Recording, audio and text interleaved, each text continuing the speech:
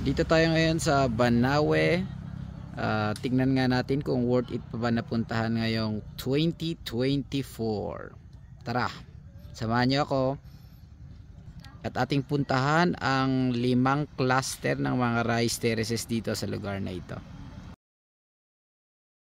Cluster ng Ifugao Rice Terraces. Tignan po natin. 2 point. Nakikita niyo sa pinakadulo ay yung komunidad, yung mga bahay-bahay po doon. At kung napapansin po ninyo ay hindi masyadong nakikita ang mga palayan kasi hindi pa po nalilinisan. Pag ngayong buwan kasi ng January ay parang kakatapos lang ng anihan, kaya hindi pa masyadong nakikita. Ay na nagsimula na silang maglinis. So ang the best na recommendation na pagpunta ko dito ay sa buwan ng April at saka Mayo. Yun po, the best po talaga yun kasi green na po yung mga naitanim nila. Ngayon po kasi parang nagsisimula pa lang sila sa paglilinis kasi kakatapos lang ng anihan. Kampo tayo dito sa Batad, Banawe, Ifugao. So ito na po yung pangalawang cluster ng rice terraces dito sa Banawe. Okay, andito po tayo sa kabilang side ng Batad. Ayan, papakita ko na lang po. Hindi po siya masyadong green kasi hindi po kasi planting season pa. Ito yung pinakababa po niya. Ayun. So makikita nyo po ay pagitna-gitna din yung mga kabahayan. Okay, so sa pinakababa, ayun. Ito yung tinatawag nilang amphitheater look alike na rice terraces. Kasi nagmumukha siyang amphitheater. So kung alam ninyo yung amphitheater na gawa ng mga Romans, ay makikita nyo din dito ang amphitheater. Yun nga lang, mga palayan. So ang ganda-ganda po. Okay, sa wakas andito na ako sa pinakatuktok. Literally pinakatuktok ng hagdang-hagdang palayan. Papakita ko sa inyo. Ito yung dike. Ito po yung parang irigasyon o kanal na ginagamit nila para pagsustento sa bukid mga palayan. Okay, let's see. Tingnan natin. Ayan, ito na yung side na to. Yun yung nakita natin. Yun o. Yun, ang ganda. Grabe talaga oh, majestic.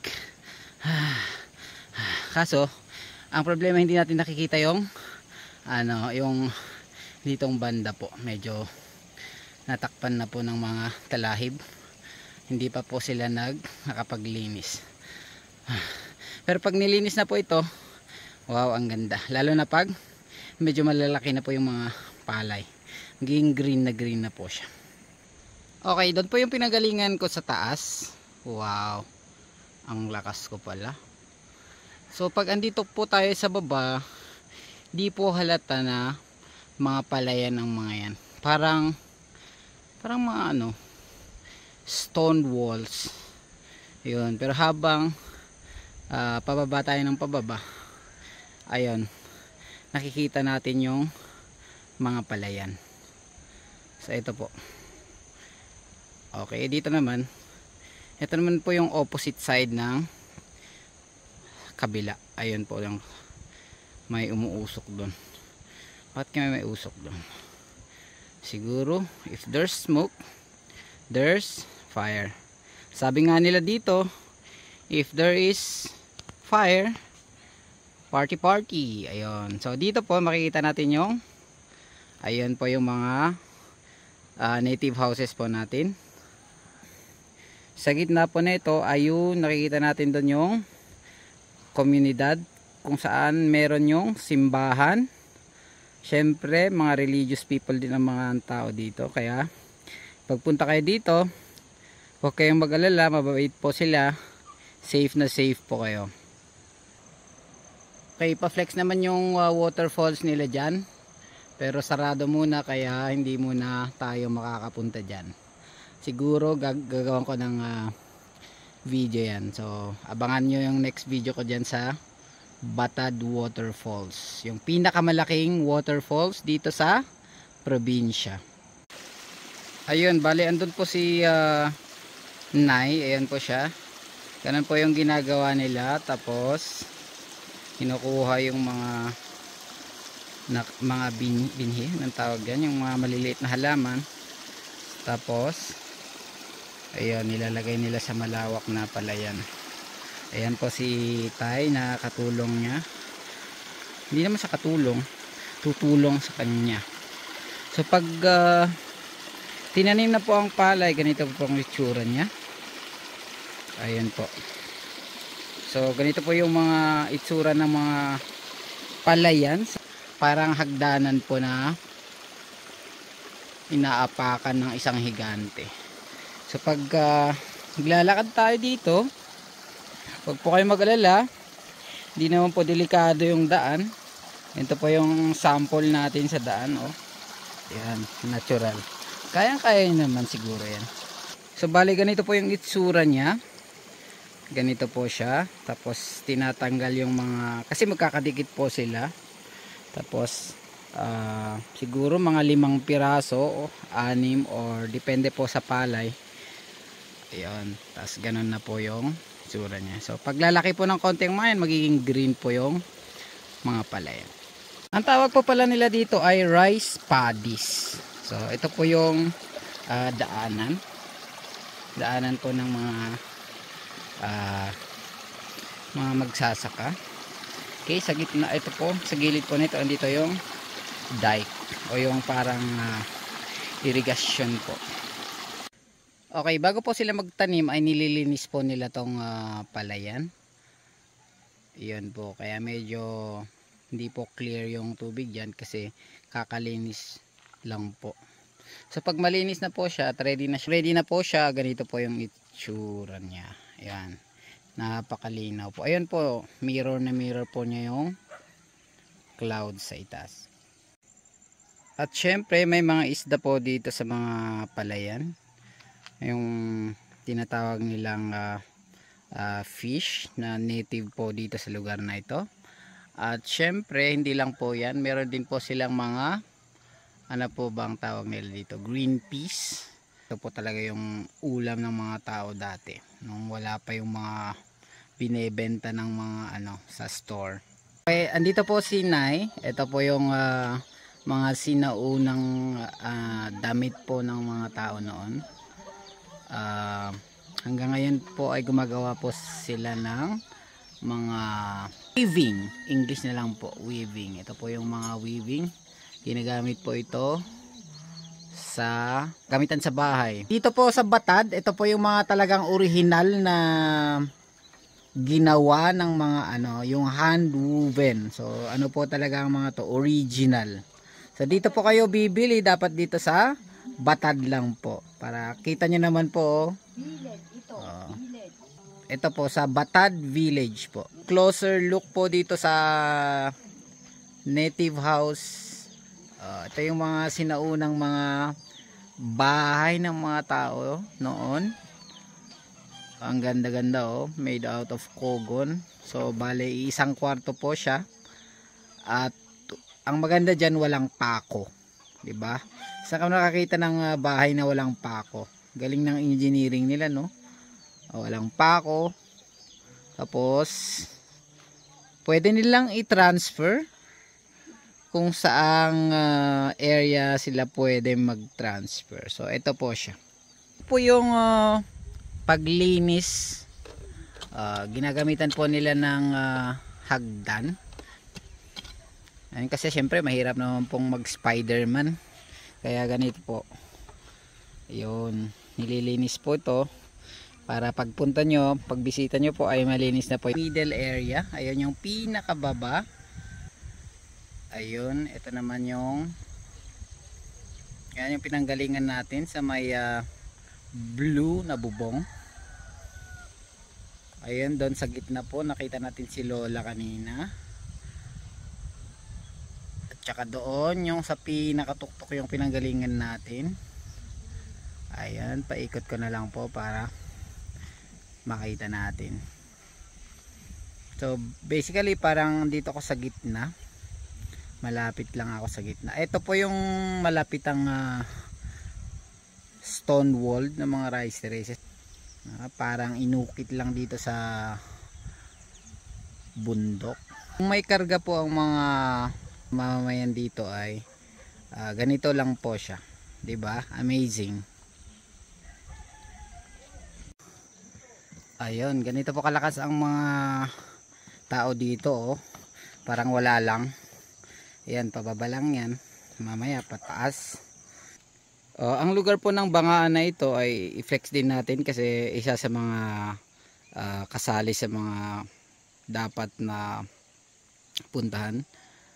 Kung nakikita nyo, usually ang community ay nandoon sa gitna. So sa taas po na yun yung mga palayan. Sa bandang ito ng Banawe ay andito yung tinatawag nilang Snake River. Oo nga naman, oh. Tignan nyo, parang ahas lang na. Ayun. Hanggang sa dulo nito. Ito po yung pangatlong cluster ng Ifugao Rice Terraces na nakalocate po dito sa Hungduan. Doon po nagsimula sa pinaka dulo. Actually sa baba pa, hindi lang nakikita. Opo. Tapos ito din po, kaso nga lang malaki na yung mga punong kahoy kaya hindi na siya masyadong nakikita. So parang kalahati lang ang ipapakita ko sa inyo, pero okay lang, at least nakikita lang ninyo ang magandang hagdang palayan nila dito sa Hungduan. Ito po, andito po tayo sa may viewpoint. Ayun. So may ilog po doon. Yung ilog na yun ay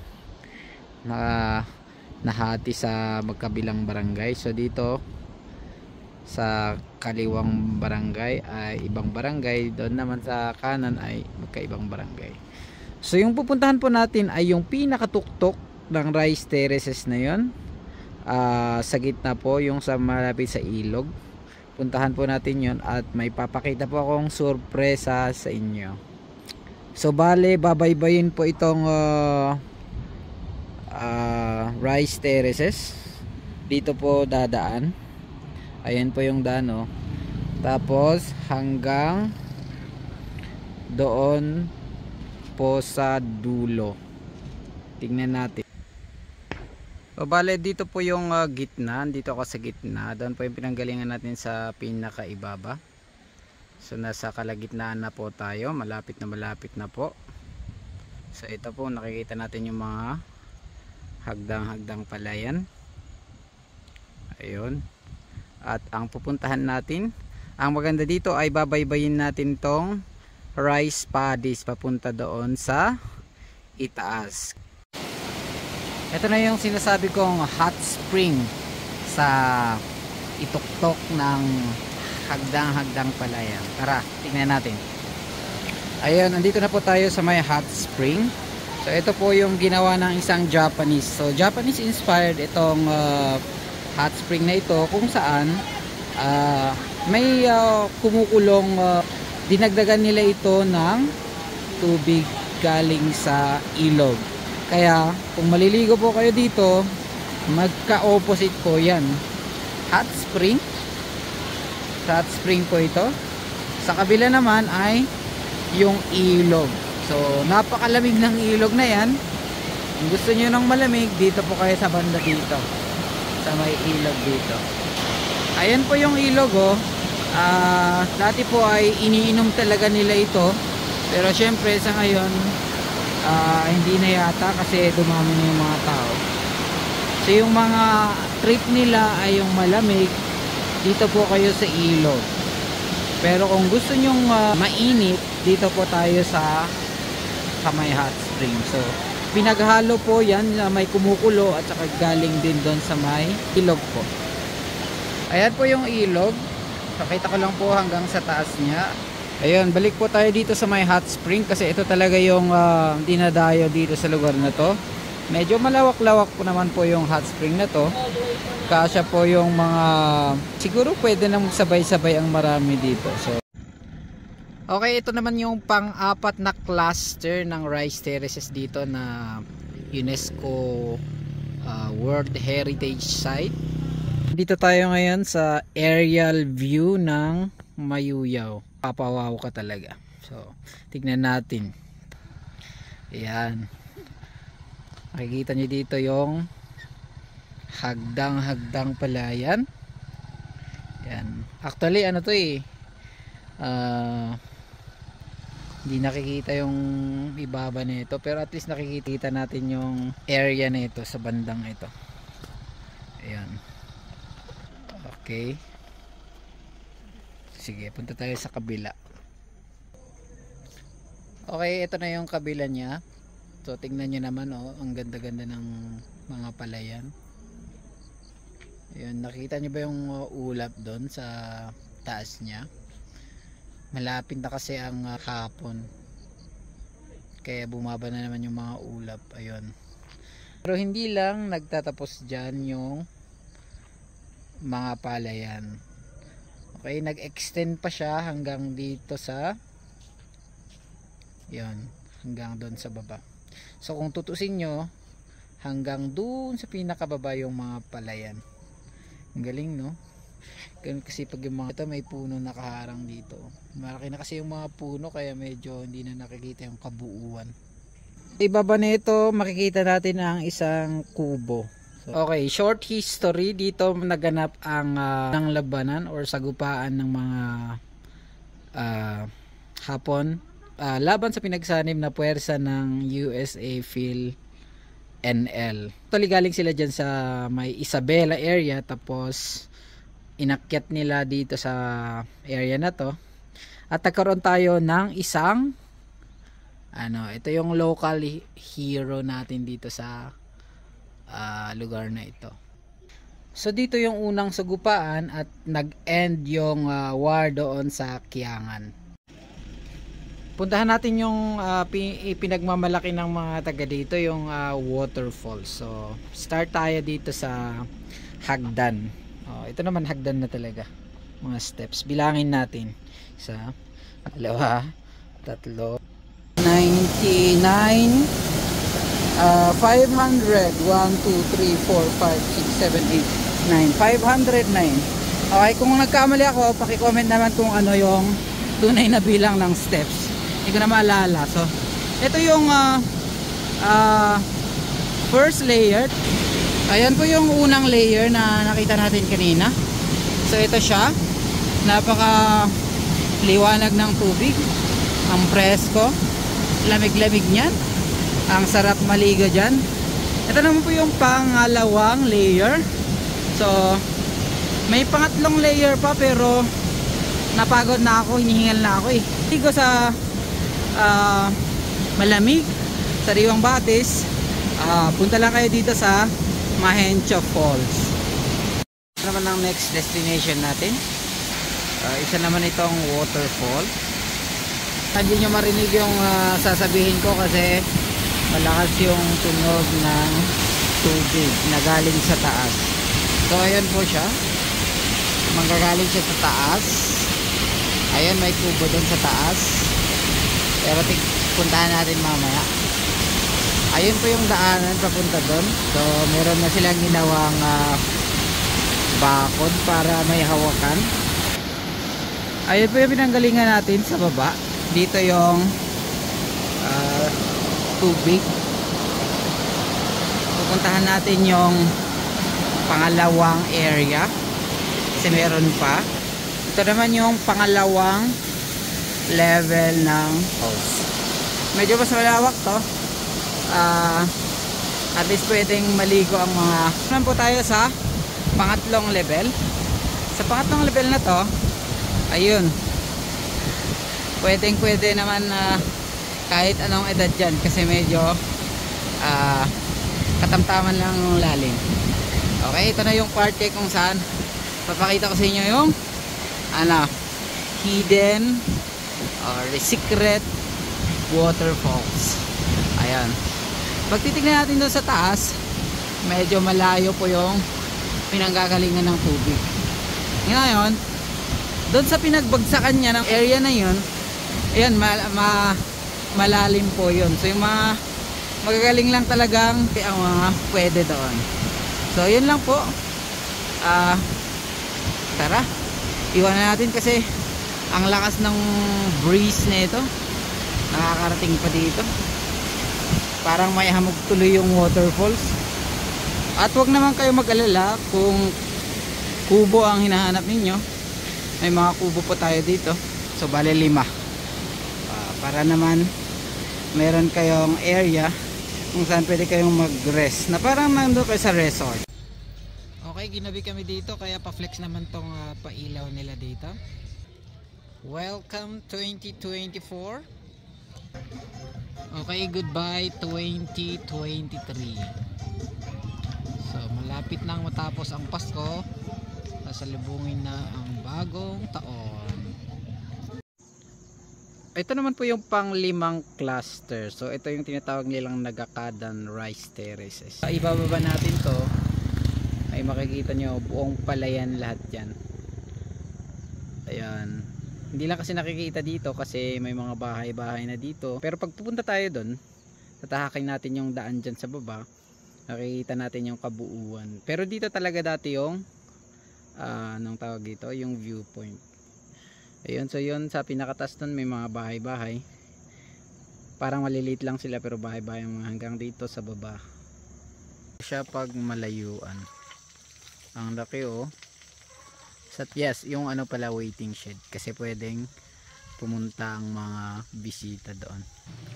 Okay, ito naman siya pag medyo malapit na. Lapitan pa natin. Okay, ito siya. Siguro ito yung pinakamalaking bato dito sa probinsya. Pataas na tayo. Pupunta tayo sa taas. Ayun, malapit na. Okay, nakarating na tayo. Pala siya. Ang lawak dito sa taas. Pwedeng anong gagawin dito? Mag-date? Pwede rin mag-tumbling-tumbling.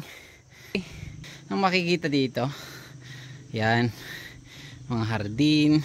Side of the nakikita din yung mga hardin. Dito sa Kiangan ang tinatawag din nilang Cradle of Education kasi dito ang pinakaunang na-establish ang eskwelahan. So dito po makikita natin yung elementary. Sa kabila naman ay andito yung private school. Kung ang tawag nila dito ay Ifugao Academy. Ito yung pinakaunang simbahang na itayo sa lugar na ito. Dito sa kanang portion ay yung pinakamatagal na eskwelahan kaso wala na. Giniba na dahil lumang luma na siya. Kasi meron ng bagong eskwelahan. Sakto parada ng mga church goers ngayon. Ang gaganda naman ng mga gawa nila oh. Ang ganda ng mga parada oh. Amazing. Ito yung ano to? Yung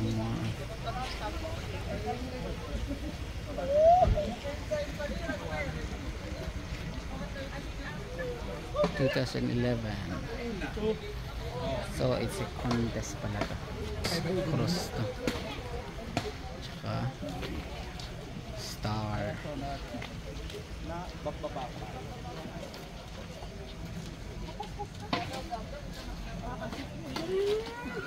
Ayun, another star. Ito naman nakatago muna.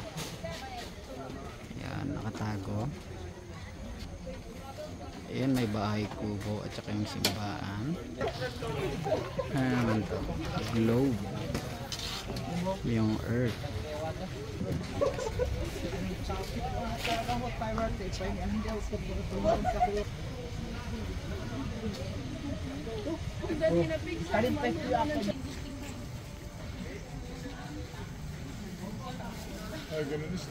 Merry Christmas. Batch 89.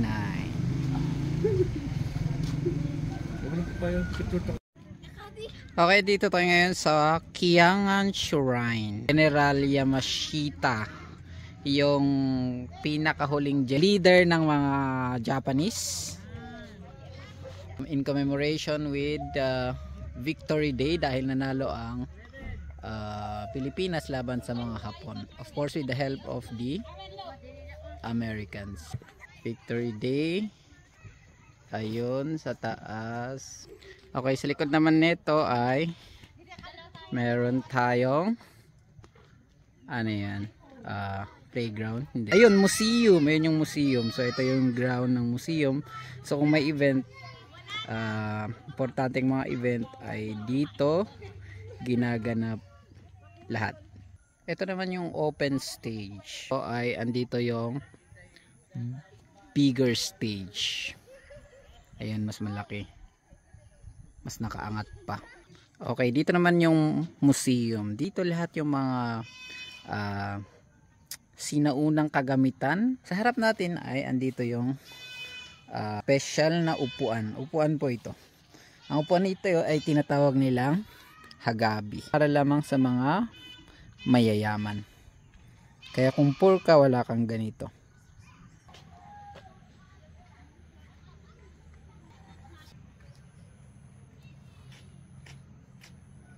Kung gusto nyong makita yung nasa loob ng museum ay bisita na lang kayo dito at tsak na mamamangha kayo sa mga magaganda, mga antiquities na mga kagamitan ng mga sinaunang mga tao. Okay, andito ako ngayon sa gitna. So kung makikita nyo, medyo malawak-lawak na rin to. Pwede nyong dalhin yung mga sasakyan, yung mga motor. Mag-park na lang kayo doon sa may likod ng stage. At saka lakad-lakad na lang para ma-exercise na rin. Dito ako sa ground, so masasabi ko na legit talaga. Ang sarap maglakad-lakad dito kahit nakapaa ka lang. At kung tumawag si kalikasan, ayun, meron tayong CR.